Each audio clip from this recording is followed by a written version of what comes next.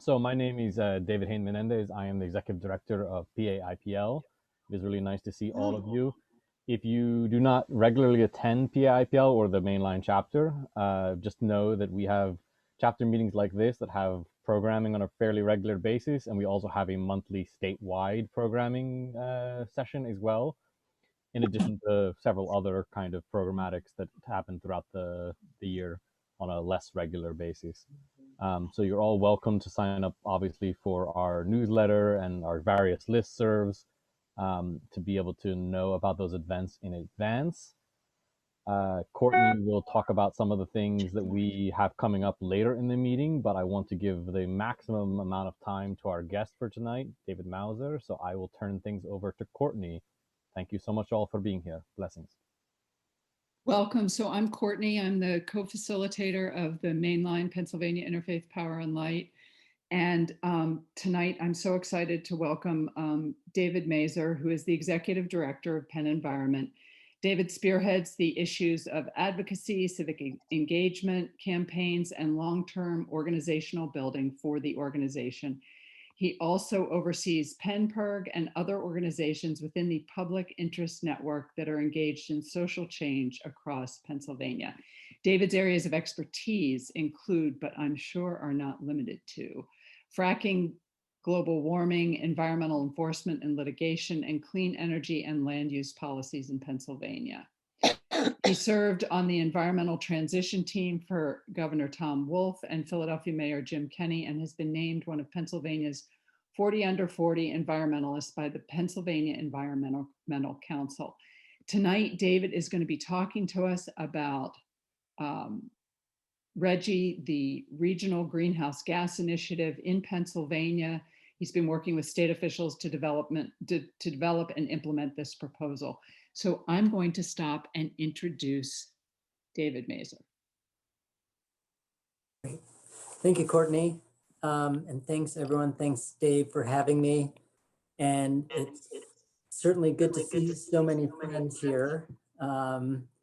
Seeing Joy and Rachel, Mark, and other folks. So a lot of friendly faces. So thank you for having me. I am going to do an overview on the Regional Greenhouse Gas Initiative, and then have time at the end for plenty of Q&A. Maybe we can pull the slides up at the same time. While that's happening, I'll also add, over the years, certainly PennEnvironment and for myself personally have really enjoyed and loved working with IPL. It's been a great group and a great partner. So certainly first and foremost, I want to thank Chuck for inviting me, Courtney and Dave for having me. Just a great organization. So thank you. Reggie, as the slide shows here, the presentation is the most successful climate program you've never heard of. Although probably for this crowd, it's not a fair heading because I know a lot of folks are very familiar with climate policy, but certainly I think over the past couple of years in my work on climate change for a program as successful as Reggie, a lot of Pennsylvanians have never heard about it before, and we still have a lot of education to do. So, so we're going to talk about Reggie. We can go to the next slide if you like. But maybe before we do that, I can just give some quick background on PennEnvironment and the work we do. If you want to go one slide forward, that'd be great. There we go. So if you're not familiar with PennEnvironment, I can give you the quick skinny. PennEnvironment is a statewide citizen-based environmental group. As Courtney mentioned, we work on a whole variety of issues from clean air, clean water, tackling climate change, preserving our great outdoors and the incredible natural heritage we have here in Pennsylvania. And we do that by really combining a variety of strategies. So as this third bullet says here, we're mostly focused on policy issues, but we also do some litigation. So we are working to work with local communities to identify illegal polluters. We do some electoral work, and on our legislative front, We're mostly doing policy work in Harrisburg and at the federal level, but a little bit in Philadelphia and Pittsburgh. And I'm based in Philadelphia. I live in South Philly, off of Broad Street, if you're familiar with South Philly, down towards the stadiums. And about 2/3 of our staff are in Philly, and about 1/3 are in Pittsburgh. And, you know, we really try and I think combine the policy research with political strategy and advocacy, with educating and mobilizing the public around the environmental issues we all care about. So that's a little bit about PennEnvironment. And I got started, I'm a transplant actually to Philly. Hopefully nobody will hold that against me in this crowd, but I actually grew up in Minneapolis, Minnesota. I moved to Philadelphia in 1996. I was supposed to be here for about 4 months, working on the federal reauthorization of the Safe Drinking Water Act. I had never been to Pennsylvania before or Philadelphia. And when I moved into a little apartment in West Philly on 47th and Springfield, really fell in love with Philadelphia and the beauty of Pennsylvania and the people. And what was supposed to be 4 months has now been, I think this is my 25th anniversary doing this work in Pennsylvania. So that's a little bit about how I got involved and started here. You can go to the next slide if you like. All right, so the things I want to cover here before we get to the Q&A is quickly talk about the problem at hand, climate change. I'm sure everyone here is very familiar with it, but just to make sure we're on the same page.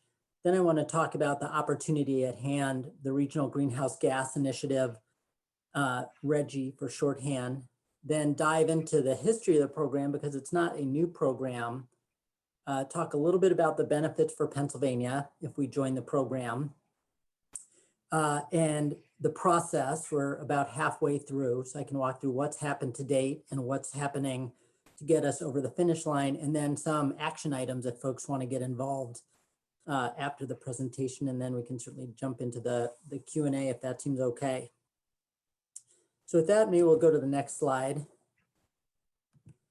So I don't want to spend a ton of time, like I said, talking about the problem, because I think we're all familiar with the problem at hand with climate change, which is the existential crisis of our lifetime.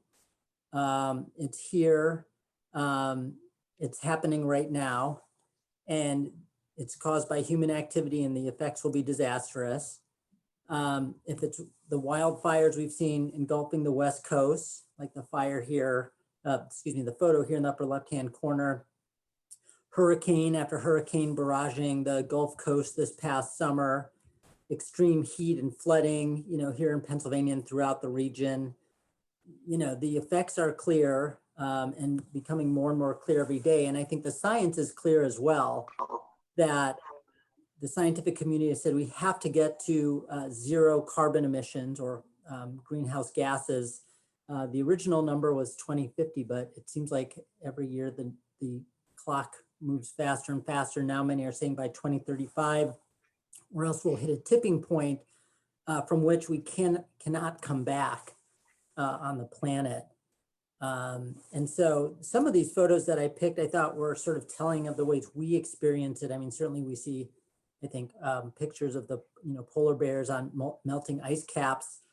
But these are photos I think that we all have recent memory with. If it's the folks dealing with fires out west, the photo in the upper right is a reminder of hurricane season.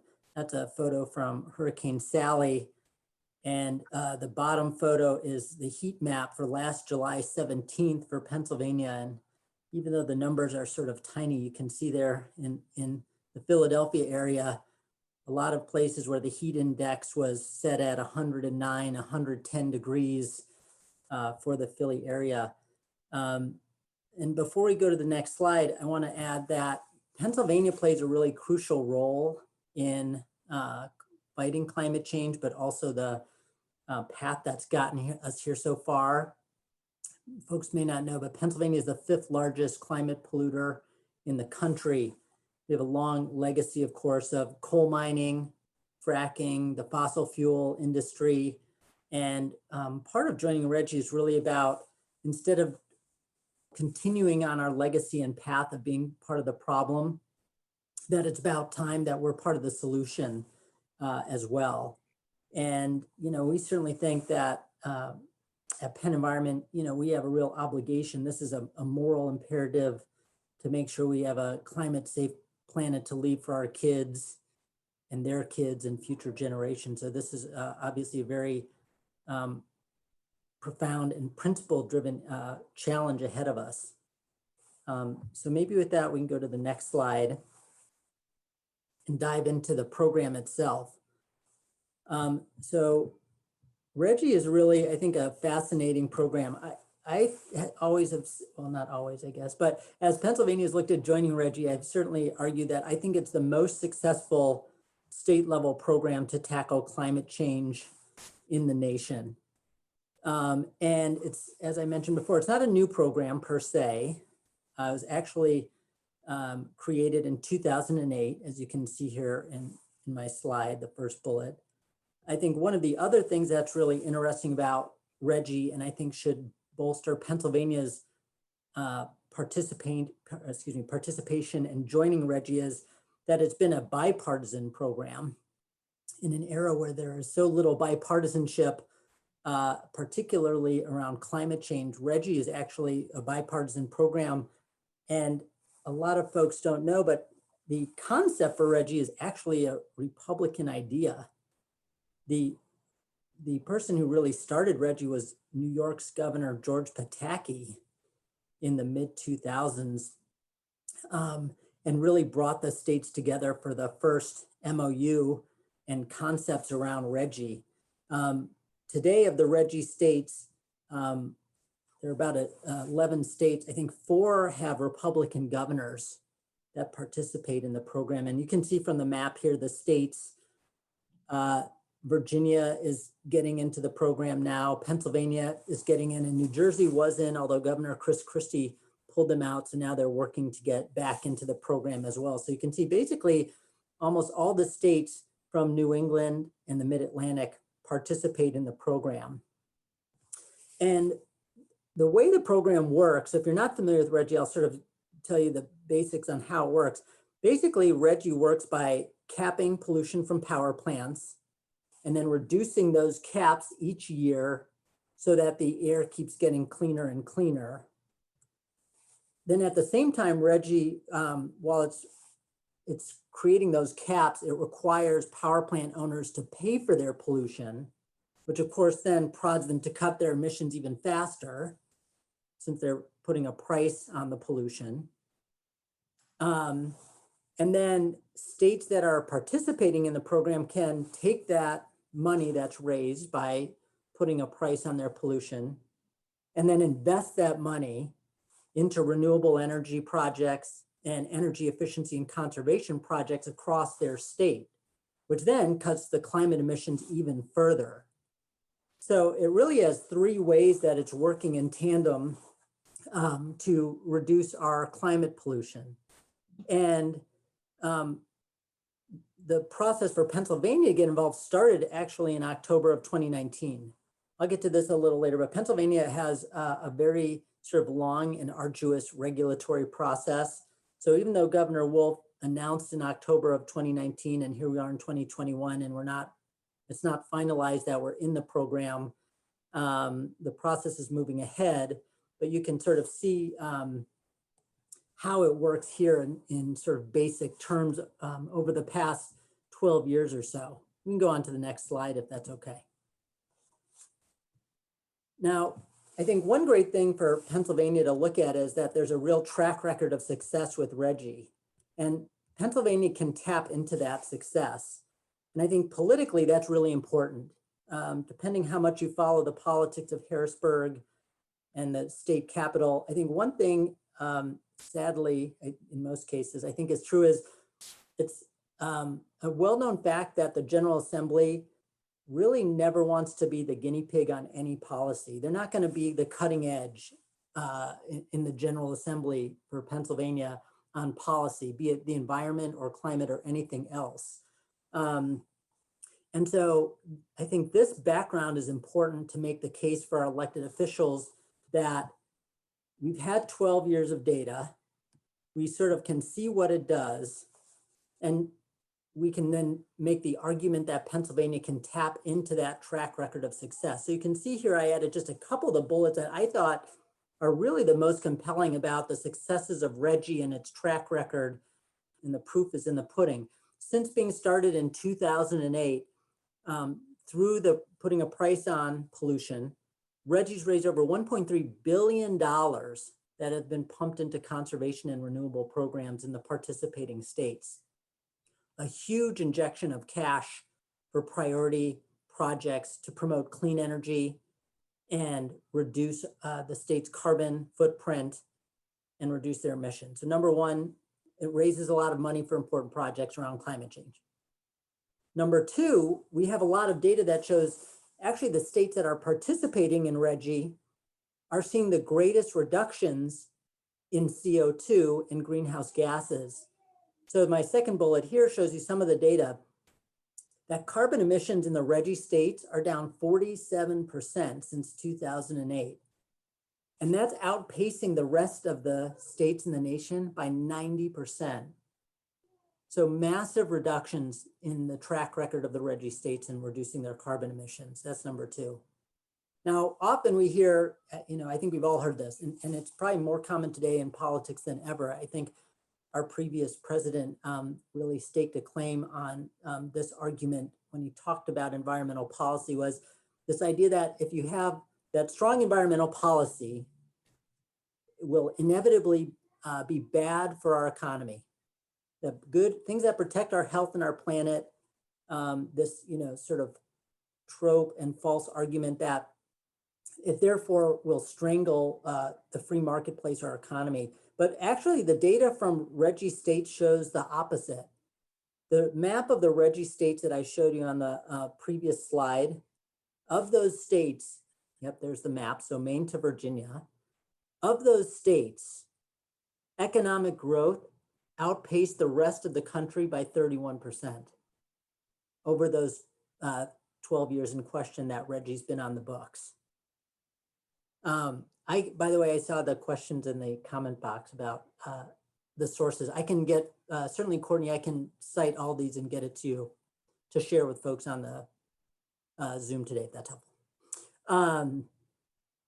Let's see. The other piece, while we talk a lot about Reggie for the climate, I think folks can imagine that when you're reducing the power plant pollution, there are really powerful side benefits too. One of the biggest is about our health, right? When you can reduce carbon from power plants or just transition to cleaner sources like wind and solar, you're going to reduce all the other pollutants that affect our health, NOx, SOx, particulates, etc. And research on Reggie showed that in the first 5 years, the savings from health avoided costs was $6 billion in the participating Reggie states, mostly from air pollution, hospital visits, mortality rates, and missed work and missed school. So huge benefits beyond just the climate, but immediately for the health of the states participating. And then my last bullet here on Reggie, which I think makes the case, often we hear in Harrisburg around the current debate on Reggie, well, if you're going to put a price on carbon, that just trickles down to consumers and they'll just pay more anyway. So aren't you just going to raise all of our electricity bills? But actually the data shows us for the Reggie states, electricity rates dropped a little over 5.5%, while the rest of the nation has been on average up a little over 8.5%. And the reason that is, people go, wait, that can't possibly make it. Now you're just making stuff up, Mazur. You can't do that on the webinar here. The reason this works, if you're wondering, how can we put a price on pollution and yet electricity rates drop, is it gets back to that point I made earlier, that when the states then inject that money into energy conservation programs, it's actually helping businesses and consumers save money through conservation projects on the ground in homes and buildings. And so that's where we end up seeing a lot of savings. And electricity rates then actually drop on people's bills in their homes or businesses. So So those are a couple of things that we really try and tout, and we think that those are things that, we have data to prove it, that if you're a Democrat or Republican, if you are living in Philly like me or the suburbs or rural Pennsylvania, these things should speak to you and show you the value of joining a program like Reggie. We can go on to the next slide if you like. So that was what it's done in the Reggie states. But you can imagine since 2019, when Governor Wolf announced that he was going to push for Pennsylvania to join Reggie, that there's been a lot of research by different entities to try and calculate what would the benefits be for us right here in Pennsylvania if we join the program. And this is research, again, I can get citations for all these, but it's DEP's done research, a bunch of independent entities have done research and reports, groups like the Keystone Energy Efficiency Alliance, a nonprofit group that focuses on energy efficiency in the Commonwealth, NRDC, there's a variety of groups that have come out with research. But some of the projections for Pennsylvania we've laid out here. The first, and of course, the goal of the program is, if we're tackling climate change, to reduce our emissions here in Pennsylvania. And I think the projections are pretty astounding by the Pennsylvania Department of Environmental Protection. That it's predicted that in Pennsylvania, we will reduce our carbon emissions by 188 million tons in the first decade of the program alone by 2030. So significant reductions. I should add, Pennsylvania joining Reggie, not only are we the fifth largest global warming polluter in the country, Pennsylvania alone emits almost as much carbon pollution as all those other states in the whole program combined. So coming into the program has a huge effect on the regional carbon reduction, and you see it here by that 188 million ton reduction. So that's number one. Number two, it's projected that the program will have about 2 billion in savings, energy savings for residents and businesses. We'll avoid using about 14 megawatts of electricity, equal to greenhouse gases from about 2.1 million cars. That's about that conservation and efficiency we talked about. Really the cleanest, cheapest energy is the energy we don't have to produce in the first place. So conservation and efficiency is a huge part of that. And then estimates on jobs are that it'll create about 27,000 jobs and bring in total about 2 billion into the state's economy through the program. The estimates that I'm hearing from DEP are that in the first year alone, Pennsylvania would get about $400 million through the price on carbon to then put into clean energy programs, solar on buildings, weatherization of homes, et cetera. So a huge amount of funding. Again, my point is that, we have a track record of success, and the data shows we can tap into that here in Pennsylvania. Now, a couple of things I'll add before we go to the next slide I think are important is certainly one big question here, and we can get to this maybe more in the Q&A if people want, is the states in the program, they're not really, they're sort of half required to spend the money on these clean energy programs, but we've certainly seen one downfall in other states is that governors like to divert the money out of those programs in tough times. And then in Governor Wolf's proposal, he can only regulate Pennsylvania joining. He can't regulate how the money will be spent. So certainly here in Pennsylvania, one big question is how will the Commonwealth spend the money, and can we convince and keep the General Assembly from raiding that money for other things, which happens a lot in environmental programs in Harrisburg. So that's one thing to flag here. The second process thing I would flag that I think is a challenge is because Governor Wolf is doing it through a regulatory process versus legislation like a bill through the General Assembly, which he signs to codify joining Reggie. There are certainly some concerns that if a new governor came in, Governor Wolf is term limited out. He has about 2 more years, 2.5 years. If a new governor came in, they could pull Pennsylvania out of the program. And as I mentioned, that's what happened in New Jersey, where Governor Corzine originally, through regulatory action, had New Jersey join, and then Chris Christie came in and pulled New Jersey out of the program. So there are a lot of benefits, but certainly there's some political landmines along the way. So I want to be, transparent about those. That will be fights that come up in the legislature pretty regularly. I think we can go to the next slide if that's all right. Okay, so I know one of the things that people ask is like, okay, so where are we today? It started in October of 2019. Where are we and where's it going? So I tried to lay out sort of the milestones that have happened, and I think the big decisions coming up. Hopefully this is not going to bore the pants off people because it's fairly about process, nothing very glamorous, I think. But so as I mentioned, number one, so far, October 2019, Governor Wolf comes out and says, I'm going to trigger the process, the regulatory process to have Pennsylvania join Reggie. He issued an executive order to do that. There was a lot of haggling and infighting in Harrisburg.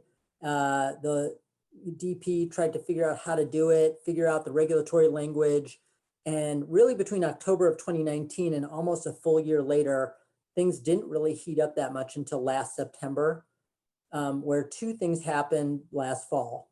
First of all, the legislature tried to stop the governor and DP from joining. The folks didn't follow that. There were 2 bills in the legislature that basically would strip the Department of Environmental Protection's authority to join Reggie, and actually was much more profound than that. The proposal would strip DEP's authority to regulate carbon in any way, shape, or form. It would rescind their power to tackle climate pollution, which I think is a very chilling and profound proposal given how much we need to do to address and solve climate change. That maybe you sit here and go, boy, that's a horrible idea. That will never pass. It passed overwhelmingly through both chambers with bipartisan support, Democrats and Republicans. If you're wondering how that happened, I tend to think it's mostly because the building trade unions who care a lot about mining coal and building power plants and building fracked gas pipelines really squeezed the Democratic caucus. And in the House, it passed with 4 votes to hold a veto, 4 votes beyond the threshold, so 71 votes, which there are 203 members, so they lost 130 to 71. And then it passed the Senate, something like 30 to 17. And the governor vetoed it. It was his 12th veto, and the legislature couldn't muster the votes to override his veto. But that happened last fall, and it was a big and tenacious fight in the legislature because they didn't like that the governor was doing it through regulatory avenues. Soon after that attack happened and that whole fight, from November to January, the official public comment period took place as a 60-day public input process. And I think it played out as those of us in the environmental community would expect, which is one of the, it's part of the topsy-turvy Alice in Wonderland world of politics in Pennsylvania and probably overall, which is while many of our elected officials in Harrisburg were fighting tooth and nail to dismantle the program, when it actually came to the public having an opportunity to voice their opinion, overwhelming support from the public, the business community, everyday citizens, academics, public health experts, local officials. The DEP held, I think, 10 days of hearings, had hundreds of people testify. I think their estimate is 95% of the people testifying were in favor of joining Reggie. Tens of thousands of comments, overwhelmingly in support of joining Reggie. And I say that because, I think it's a reminder that, in the halls of the Capitol on the issue of climate change, our elected officials often come kicking and screaming to where the public is, and our urgency and the science of tackling climate change, that, you know, in the public comment period, there could be such overwhelming support, while at the same time, there could be such overwhelming opposition in the halls of the Capitol, which is often overrun with lobbyists for the fossil fuel industry. So that's what happens to date. Those are sort of the big highlights or lowlights, depending on which of those we talk about, I guess. Often we're asked the next steps, and they're harder to set, I think, clear dates on, but there are some big steps going forward. The biggest things that I laid out here are, number one, after all those comments have come into DEP, they now review every single one of them. They reply, I think, essentially to every single one. And so they're in the process of doing that, reviewing the comments, replying to the comments. If you submitted a comment, you should probably expect to get something back from the department. They try and respond actually individually to every comment and speak to the things that people put in their comments. And then based on feedback, changes recommended, DEP may come out and tweak their proposal to join Reggie, the regulation, and they'll put out a final draft rule. And then after that, the next big step is it goes to a little unknown entity in Pennsylvania called the Independent Regulatory Review Commission, which I always feel like has maybe the worst acronym. There's a lot of bad acronyms in the world, but IRC could be very apropos for the Independent Regulatory Review Committee.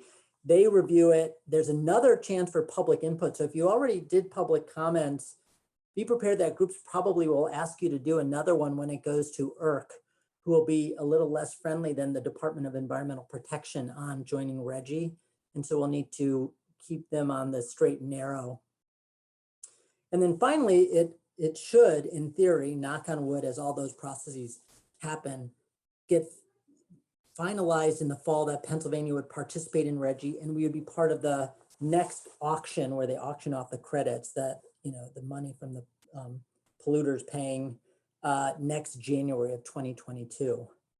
So that's sort of the process. Let me add one thing on process, then we'll go to the next slide here, which is, I always, having been a lobbyist in the Capitol for now a couple of decades, this long, arduous, bureaucratic mess I just explained, I find really seeped in irony, because this was created over decades, essentially, that politicians in Harrisburg got really angry at Department of Environmental Protection officials for having power to regulate to protect our environment, which is what most DEPs in most states do. So over time, they created these extra steps along the way, longer processes. They created more bureaucracy like IRC, the EQB, the Environmental Quality Board, the EHB, all to slow down good environmental regulations. And I think I always find it sort of interesting, because often the folks who are pushing those ideas are the same people who say we need less big government and less bureaucracy, until the bureaucracy suits them.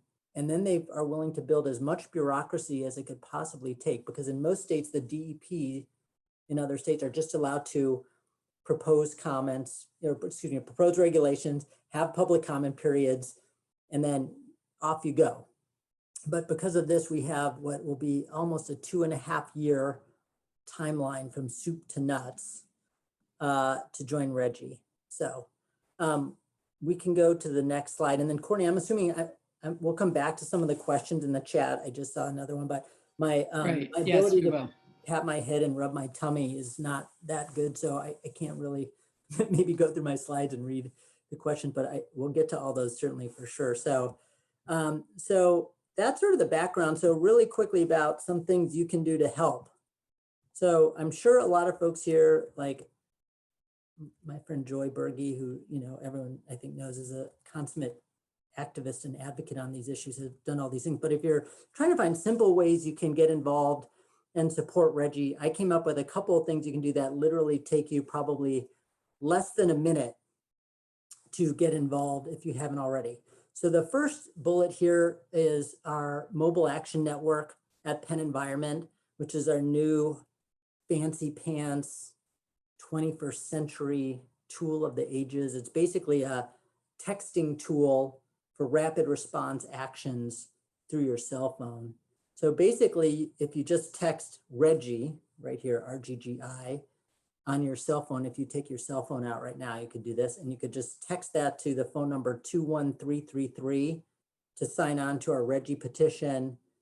You'll see on the side photo on the slide here, when you do that, you get a little note from PennEnvironment, welcoming you to the program, asking you for your information so that when we have action alerts on legislation, the program automatically will send your comments to your state representatives and senators.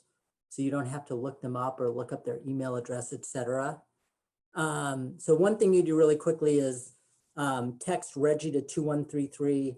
We only send a couple of texts each month, each month with sort of quick actions. Like sometimes it's call your legislator about a vote that's happening today in the General Assembly on the environment, or signing a critical petition, or inviting you to events and webinars we're hosting like this. So, it's a pretty good tool, and you just make sure you follow the prompts so we can connect you to with the right legislators at the key moments. And then we'll send you a link to add your name to the Reggie petition. So that's number one, simple, easy, 30 seconds, good action. Number two, if you're not wanting to join the texting program, you're thinking, I like this guy, David Mazur. I'm not sure I want Mazur to text me. He's very wonderful Midwest transplant. That's okay. I certainly don't take it personally, but there are certainly other things you could do to get involved in the program. So here we have our Reggie petition, which is the second bullet. You can just go to this link, which we call a bit.ly, bit.ly, backslash, I think. I never remember my backslash from my forward slash, Courtney, but Reggie for PA, and you can sign a petition that way. And then you can also share that with friends. It's sort of a quick, easy way to do it. The last thing is, if you ever want to sign up to volunteer, we do a big citizen lobby day. Folks maybe have participated in our climate action lobby day in June when we were in person. Last year it was all virtual, but we had about 400 Pennsylvanians join and meet with 100 different legislative offices. We have a little bit.ly at the bottom if you want to volunteer, write letters to the editor, come to lobby days, learn about webinars. It's just bit.ly /vol4climate to sign up. And certainly we need as many people possible fighting for a healthy climate for our planet, especially, as I mentioned, given the influence and access that the big polluters have in the Capitol and certainly in Washington, D.C. So here's 3 easy things you could do. Text Reggie to 21333, sign the petition at bit.ly /Reggie for PA, or volunteer at bit.ly /vol4climate. So I think that I have maybe one more slide. And then I guess we can open it up to Q&A if Courtney and David think it's all right. Certainly, I think at PennEnvironment, we always want to be accessible. So sometimes people think I'm maybe crazy for putting this up here, but my phone number is here. Certainly you can call. My email's here. If you call my office number here, my cell number is on my office voicemail. So spoiler alert on that. But so if you need to get a hold of me, you certainly can do that. And I think we really want to pride ourselves at PennEnvironment as a citizen-based group to be accessible when folks have questions, need information, want to get involved, give feedback, et cetera. So certainly always feel free. You can email, call, you can follow us on Facebook, Twitter, Instagram. I'm too old to know any of those things probably too well, but if you are an Insta person, certainly you could join us there too. So, but with that, maybe we can, wrap up and take questions. Again, I really want to thank David and Chuck for inviting me, and Courtney, who I've known for many years, whose daughter I think was an intern way back when. That's right, she was. Yes, that's whose daughter. That's whose granddaughter were. It is. Saw. Oh yeah. My goodness. That I know. makes me feel really old when you say things like that. When your daughter's gone from my student intern to now a parent with her A own mother. kids. Me too. Yeah.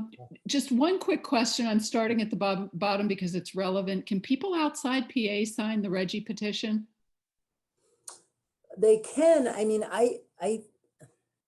let's see, how can I try and formulate an answer? Certainly they can, is that yes is the short answer. I mean, the Pennsylvania DP mostly listens to people in the Commonwealth. So it certainly has more heft if it's from Pennsylvanians, but I never want to stifle civic engagement. And maybe I'll use this as to tell a little story, which is my parents in Minnesota, my dad loves to sign PennEnvironment petitions. And sometimes he'll call me and say, I never heard back from Senator Toomey about the petition. And I keep having to explain, I think it's because you don't even live in Pennsylvania, Dad. But he, you know, I want him to keep signing the petition. I want people to stay engaged first and foremost. So certainly worth doing.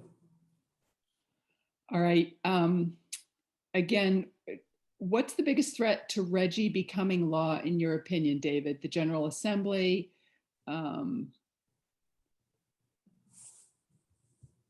What do you think? Yes, it is certainly the General Assembly. I'd expect the legislature to make another push. That we just started a new session. The Pennsylvania General Assembly has a 2-year session. January started the new 2-year clock. Given that they had so many votes last session on the effort to repeal the regulation, and again, go further, this is what they propose isn't just keep Pennsylvania out of Reggie, but strip DEP from regulating carbon emissions in total. I would expect we will see that bill come back up and they'll make another push. I would add one, I think, tension for the supporters of the politicians pushing staying out of Reggie. As it becomes more and more likely that Pennsylvania joins Reggie, they're in a little bit of an awkward position, because on the one hand, they're going, don't join this program. But we've already heard that, like, the lead sponsor of the bill, Representative Struzzi from Indiana, Pennsylvania, has been in his local paper saying, we have to absolutely keep Pennsylvania out of Reggie. But if we get in, I will fight as hard as possible, get as much of that money from my district as possible. And there's a little irony to how they're starting to play this game of, you know, like I think about it with my kids. I don't want to do any of the chores around the house, but I certainly want dessert after dinner, or whatever the right analogy is, that they're sort of trying to get there. But the legislature will be the biggest challenge. And in the Senate, literally it was 1 vote to hold the veto. You need, you need to have 1/3 of the votes in the chamber to hold the veto. In the state Senate, 17 votes is how many votes. That's the slimmest margin. If you have 16, you cannot hold the veto. We had 17 votes in the state Senate. So very close votes to repeal Reggie. So. Okay, thank you. So Gail Samuels asked, how will we know when we can comment to IRC? It's a great question, Gail. I wish I had a straight answer for you. It's a question we're all wanting an answer to.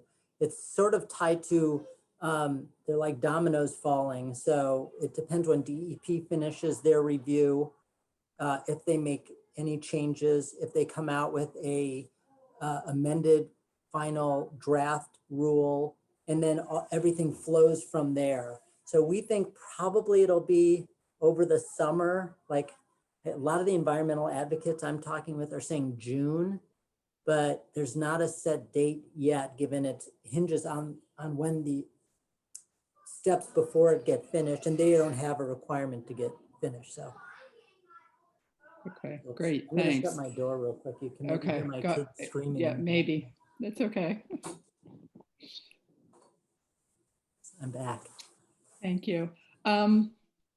So Dennis Gross asks, what's the effect of the recent IRC call for a 1-year delay of DEP action?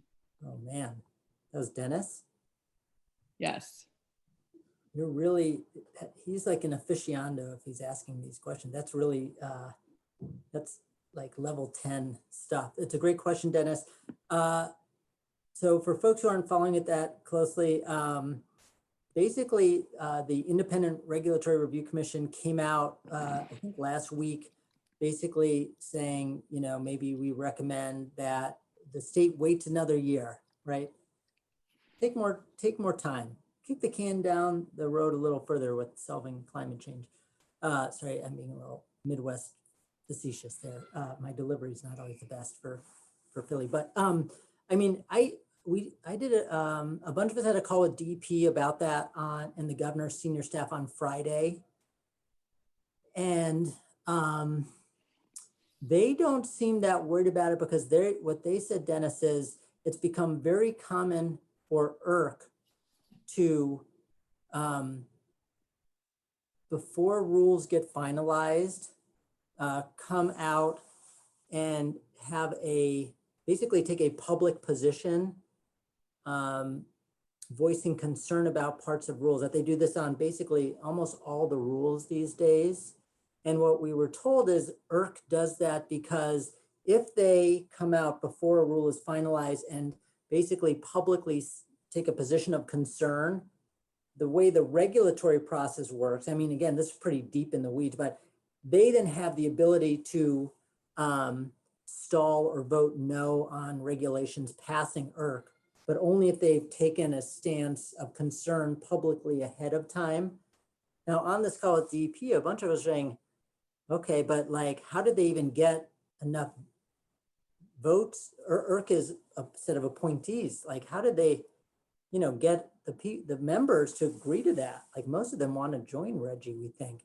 And then this is where it really is sort of Alice in Wonderland. The DP staff on the call said, well, the IRC members actually have nothing to do with it. There's some research data staff person who's allowed to write letters in public positions for the members.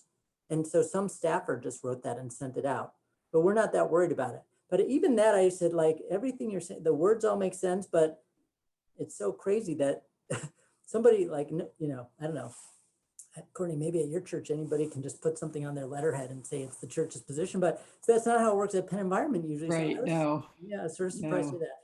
But so you know, I think we're gonna watch it closely, jokes aside, Dennis, but DP and the governor's office felt, you know, like that there was, you know, that this is just part of the process and they were not that concerned.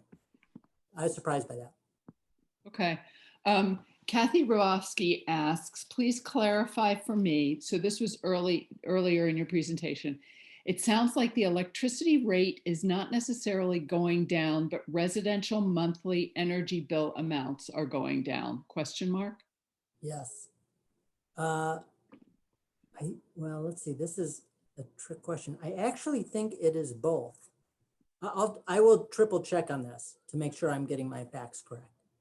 But I think what we've seen is both of those are happening because people at their home are seeing a lower bill because of things like weatherization or PICO. You know, under a program like Reggie, money can go to things like people getting free CFL light bulbs from their utility company and better appliances and appliance rebates. And you see all of those things. But I think they also see the overall price drop as the investments are going to cheaper forms of energy. The power plants with the highest carbon output, as folks I think know, are more and more the most expensive. I mean, coal is, other than nuclear power, is the most expensive kilowatt hour to kilowatt hour, and the cheapest right now are solar, wind, and gas. But the cheapest is just conservation and efficiency, like I said. So I think both are happening, that as they're shutting down the dirty coal plants, they were the most expensive kilowatt hours. Good thing we have Joy here, because she'll say, oh wait, that's yeah, they are pretty low, that's true. So this is a follow-up to, of the 188 million ton reduction by 2030, what percentage reduction does that represent? Can you do that math?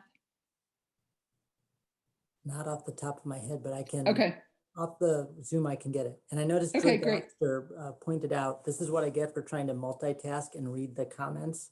I thought it was Joy Berge, but it was Joy Baxter. See, that's what I get. Oh, okay. Okay. So we have a couple more. How would plans for allowing renewable cooperatives benefit from Reggie? How would you Plans for allowing renewables cooperative benefit from Reggie? That's from Stefan Fremberg. Oh, I don't know. Fremgen, sorry. Okay. I don't know the answer to that. Again, I can ask, there are a lot of advocates in the state who are much more fluent, honestly, on Reg 9, but that would be a question I'd have to ask either the DEP or some of the other advocates. But I mean, on the surface, it seems like just the one thing would be, that there'll be the things I mentioned earlier, which are, there'll be an influx of money for projects, so solar, et cetera. And certainly there'll be an incentive to find alternative forms of energy, and all those things should give, if you're a renewable energy co-op, it's like it should put its thumb on the scale for you, just by the way the model works. But I could probably get more information. That's helpful. Okay, I have another one. So it's power gained by the procedural process details. Am I understanding the quote in the weeds thing right? So I think that was the response to the recent ERC call for 1 year delay of DEP action. That's when you went into the weeds? Yeah, the ERC part was certainly like on Dennis's question. And this is Alexander. Alexander, if you're still here and want to clarify, that would be great. It's wonderful alliteration. Yes. Thank you. It seems that the details of the procedures, even though the members may not be in support of the final result, the procedures allow for this technicality to steer the thing in the wrong direction. Well, that's what I would have thought too. That's why I was surprised when we had a call with senior DEP and governor staff saying that really it just gives it gives ERC more flexibility, to have more paths and alternative avenues down the road. That's why I think the advocate community was very concerned about that. And that's, I think, why we were sort of surprised that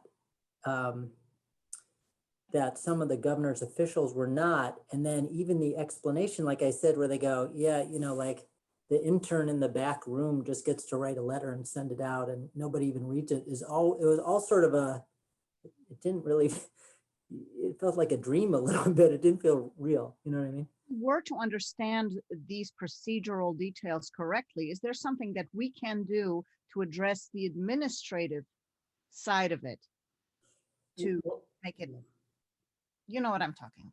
Yeah, well, this is where I think certainly coming off the call, everyone agreed like that when the regulation goes to ERC for review and likely approval, that the public has to really scrutinize that and send a clear message that the expectation is that ERC approves Pennsylvania joining Reggie, that the public overwhelmingly wanted it. We have to solve climate change. The track record is it works. The data, the research shows we'll see reductions in Pennsylvania. The only thing they could do is join. And so I think that's where coming off of this, some of the conversations we've had is that, we'll come back to the public and our members and say, we know you submitted comments to DEP, but we have to be vigilant for this, this step in the process with ERC. And I think before that, a lot of the groups probably thought, if we could just keep the legislature at bay, this will get through the regulatory process. And I think after that, we're sort of coming back and going, we certainly can't let our guard down with ERC, even though we did a very vibrant public input process with DEP. I mean, I think in the 60 days, there were something like 40 or 45,000 Pennsylvanians submitted comments. You know, so there's a lot of input over 60 days. So I think you're right. We have to remain vigilant and not let our guard down. Okay, so I would like to keep in touch with Dennis to see if we can poke at the innards of this thing a little more. Thanks, Alexandra. So David Hain-Menendez suggested that I could remind everyone that PAIPL has a monthly advocacy call every fourth Thursday at 12:30 that you can sign up for. We have time for one more question. Does anybody want to unmute themselves and ask David one more question? Chuck? David, in this context, when the fossil fuel industry lobbies, are they lobbying as one voice, or does coal have a voice and then natural gas and oil? Yeah, I mean, they certainly all have their own lobbyists. And in fact, mostly they have multiple lobbyists. It's sort of both. I mean, certainly they will, on an issue like Reggie, they usually will talk in one voice, which is just against Reggie. Anything that puts a price on carbon that, you know, essentially makes fossil fuels pay for their emissions, they're against. You know, but often we see in some of these fights, they'll try and play it both ways. And I think they mostly are doing it just to confuse the process. So we see it more with the frackers than the coal folks, but like, you know, the big fracking companies, you'll often hear in Harrisburg, things like, oh, Chesapeake Energy, they're totally okay with a severance tax or whatever. It's the little guys, POGAM is what we call them, the ma and pa shops, they're the ones who really have a problem with it. I think it's all just a way of like, you know, it's like a shell game. They go, you know, because at the end of the day, when, you know, some of these policies come up, even the big guys who said, oh, we could take it, you know, we're only looking out for the little guy, then they all oppose it. You know, they all end up on the wrong side anyway. So I usually think they'll have their individual lobbyists saying different things. I think it's mostly done to add confusion, and that'll slow down the process. It's like a stall tactic, but usually at the end of the day, you know, anything that makes them have to pay for their pollution, you know, will hinder them in a carbon controlled world. They're unified against, I will add, Chuck, I think the smartest thing they've done is that they have convinced, and I think it's really sad because I think they're tapping into the anxiety of a lot of Pennsylvanians, but they have convinced the labor unions and the workers that these things are what will be the downfall. You know, they'll lose their jobs because of Reggie, because of the so-called war on coal. And so then they are able to put workers and unions out front, which are a much more sympathetic messenger and peels off big D Democratic support. And I think that's really the biggest, that's where they've done their smartest play. And I find it really unfortunate because I think we all know that the minute there's no more gas or no more coal, they're going to pack up shop and leave. And they're going to dump the workers in the New York Minute. They're going to go bankrupt, and they will say, we can't pay health care anymore. We can't pay pensions. You deal with the legacy of pollution we've created over the last 100 years. I mean, they're going to leave everybody high and dry, but there's so much anxiety. And I think for IPL and for folks like us, you know, when we talk about the morals and values and principles of the things we stand for, this is like rooted in the golden rule in a lot of ways to me. We have to have real empathy and understanding that people are really between a rock and a hard place. We may not agree with most of their politics, but that doesn't mean they're not suffering and that we don't have an obligation to take the high road. But that's the best thing that the fossil fuel industry has done, I think, is they've convinced workers that we have to make a false choice between our health and a healthy planet for ourselves and our kids and our grandkids and putting food on the table today. And that is outrageous, I think. But it worked. And it's working every day in Harrisburg, unfortunately. Thank you. Yeah. I want to honor our time, and we're scheduled to end. I know there are just a couple questions in the chat that didn't get answered. I so appreciate David Mazur joining us from PennEnvironment. This has been a great program, really interesting. It's fun to be a part of this process, David. You know, I mean, we're in the midst. It's not at the beginning. It's not at the end. We're in the midst, in the mix, and that's a great place to be. So thank you all for your good questions, for showing up, and thank you for being with us.